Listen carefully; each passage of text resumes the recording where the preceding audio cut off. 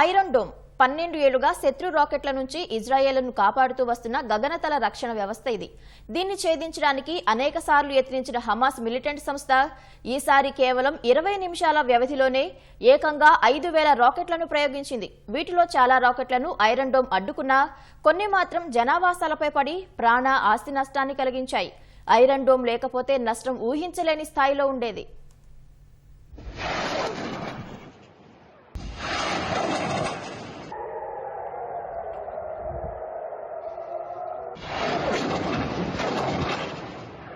ఇరవై నిమిషాల్లో 5000 రాకెట్లు. గాజా పట్టి నుంచి ఇజ్రాయెల్పై హమాస్ మిలిటెంట్ సంస్థ ప్రయోగించిన రాకెట్ల సంఖ్య ఇది. నిజంగా ఇవన్నీ ఇజ్రాయెల్లో పడితే భారీగా ప్రాణ నష్టం, ఆస్తి నష్టం సంభవిస్తుంది. అయితే ఇజ్రాయెల్ వద్ద ఉన్న ఐరన్ డోమ్ గగనతల రక్షణ వ్యవస్థ వీటిలో అనేక రాకెట్లను మధ్యలోనే అడ్డుకుంది. 12 ఏళ్ల క్రితం సేవలు అందించడం ప్రారంభించిన ఈ వ్యవస్థ ఇప్పటి వరకు వేల కొద్ది రాకెట్లను గాల్లోనే ధ్వంసం చేసింది. తాజాగా ఇజ్రాయెల్ పాలస్తీనాల మధ్య తీవ్ర ఘర్షణలు చోటు చేసుకోవడంతో మరోసారి ఈ గగనతల రక్షణ వ్యవస్థ వార్తల్లో కేంద్ర బిందువుగా నిలిచింది.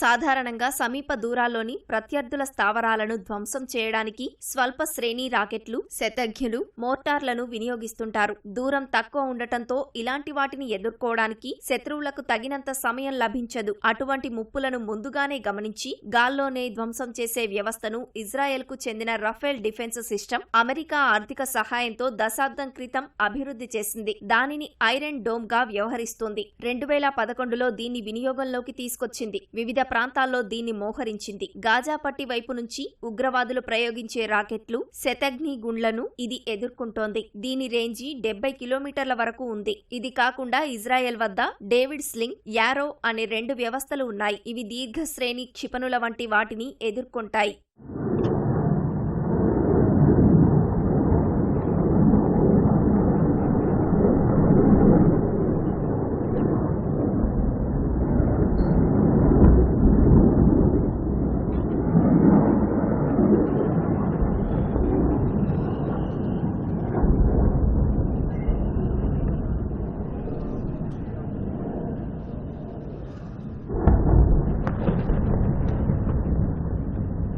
ఐరన్ డోమ్ వ్యవస్థ మొత్తంలో రాడార్లు, సాఫ్ట్వేర్, రాకెట్ ప్రయోగించే బ్యాటరీలు ఉంటాయి. గాజా పట్టిలో రాకెట్ ప్రయోగించిన వెంటనే రాడార్ పసిగట్టి దాని గమనాన్ని సాఫ్ట్వేర్ వ్యవస్థకు పంపిస్తుంది. వచ్చే రాకెట్ ఏ ప్రదేశంలో పడుతుందో గుర్తిస్తుంది. ఆ ప్రదేశం ఖాళీగా ఉంటే రాకెట్ ను ప్రయోగించదు. అదే వ్యూహాత్మక ప్రాంతంలో జనావాసాలపై పడే అవకాశం ఉంటే మాత్రం బ్యాటరీ నుంచి రాకెట్ ను ప్రయోగిస్తుంది. ఐరన్ డోమ్ నుంచి వెలువడిన టమిర్ క్షిపణి ప్రత్యర్థుల రాకెట్ ను గాల్లోనే పేల్చివేస్తుంది.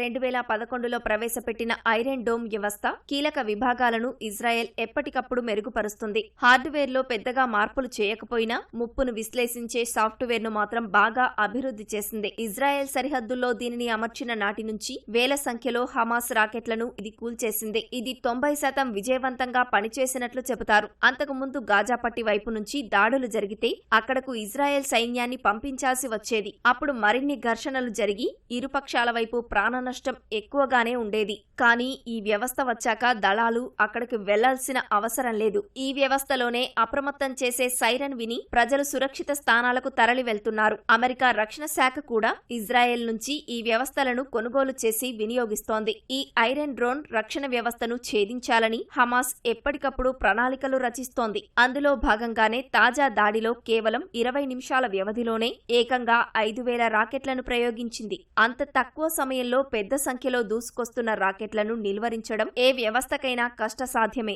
అందుకే కొన్ని రాకెట్లు ఇజ్రాయెల్లోని జనావాసాలపై పడి ప్రాణ, ఆస్తి నష్టాన్ని కలిగించాయి.